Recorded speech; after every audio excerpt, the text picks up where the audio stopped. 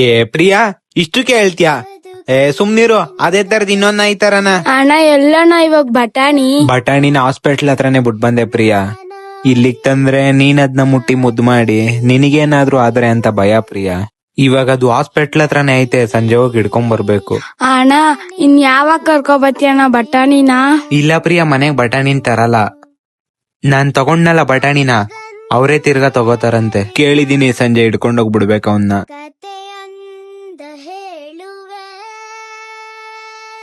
Priya, door ತೆಗಿ ಪ್ರಿಯಾ. ಬಟಾಣಿ ತರನೇ ಇನ್ನೊಂದ್ ನಾಯಿ ತರನಾ? ಬೇರೆ ನಾಯಿ ತರ್ಬೋದ್ ನಿನ್ ಕೈಯಲ್ಲಿ, ಆದ್ರೆ ಬಟಾಣಿನ್ ತರಕ್ ಆಗುತ್ತಾ? ಡಾಕ್ಟರ್ ಯಾಕೆ ಮಾಡ್ತಿದ್ದಾರೆ ಇವಾಗ ಫೋನ್ ನ? ಅಲೋ, ನೋಡಪ್ಪ, ನಿಮ್ ಬಟನಿಗೆ ಯಾವ್ದೇ ರೀತಿ ಕಾಯಿಲೆ ಇಲ್ಲ. ಬೇರೆ ನಾಯ್ದು ಮತ್ತೆ ನಿಮ್ ನಾಯ್ದು ರಿಪೋರ್ಟ್ ಎಕ್ಸ್ಚೇಂಜ್ ಆಗಿ ಈ ತರ ಆಗ್ಬಿಟ್ಟೈತೆ. ಸರಿ ಸರ್, ಆಯ್ತು. ಇನ್ನೊಂದ್ 10 ನಿಮಿಷ ಬಂದು ಹಿಡ್ಕೊಂಡು ಹೋಗ್ತೀನಿ. ಪ್ರಿಯಾ, ಆಚೆ ಬರೇ, ಒಂದ್ ಗುಡ್ ನ್ಯೂಸ್ ನಿನಗೆ.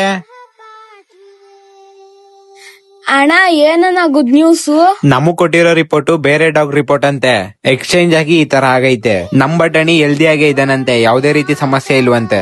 ಅವತ್ತು ಮೂಗಲ್ಲಿ ಬ್ಲಡ್ ಬರೋದಕ್ ರೀಸನ್ ಏನು ಅಂದ್ರೆ ನೀನ್ ತಿನ್ನೋದು ಅದಕ್ಕೆ ಅತಿಯಾಗಿ ತಿನ್ಸಿ ಆತರ ಆಗಿತ್ತಂತೆ. ಅಣ್ಣ ಹಂಗಿದ್ರೆ ಯಾವಾಗ ಹೋಯ್ತು ಅಣ್ಣ ಬಟಾಣಿನ್ ಕರ್ಕೊ ಬರಕ್ಕೆ? ಇವಾಗ ಹೋಗ್ತಾ ಇದೀನಿ ಕರ್ಕೊ ಬರಕ್ಕೆ, ಆಯ್ತಾ? ಬಾಯ್. ಸರಿ ಅಣ್ಣ, ಬಾಯ್.